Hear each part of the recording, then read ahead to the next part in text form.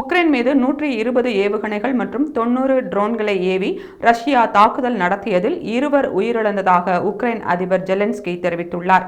Ukraine மற்றும் ரஷ்யாவுக்கு இடையே நடந்து வரும் போர் 990வது நாளாக நீடித்து வரும் நிலையில் இந்த போரில் இதுவரை ஆயிரக்கணக்கானோர் உயிரிழந்துள்ளனர்.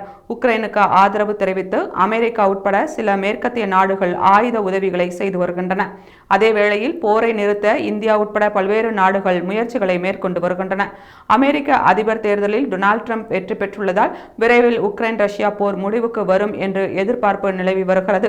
இந்நிலையில் உக்ரைன் மீது 120 ஏவுகணைகள் மற்றும் 90 ட்ரோன்களை ஏவி ரஷ்யா தாக்குதல் நடத்தியுள்ளது. உக்ரைனின் பல்வேறு மாகாணங்களில் உள்ள மின் உற்பத்தி உட்கட்டமைப்புகளை குறிவைத்து இந்த தாக்குதல் நடத்தப்பட்டுள்ளது. இந்த தாக்குதலில் ஏவப்பட்ட பெரும்பாலான ஏவுகணைகள் மற்றும் ட்ரோன்களை உக்ரைன் பாதுகாப்பு படை சுட்டு வீழ்த்தியது. இருந்தாலும் சில ஏவுகணைகளும் ட்ரோன்களும் இலக்குகளை தாக்கி அழித்தன. இந்த தாக்குதலில் 2 பேர் உயிரிழந்துள்ளனர்.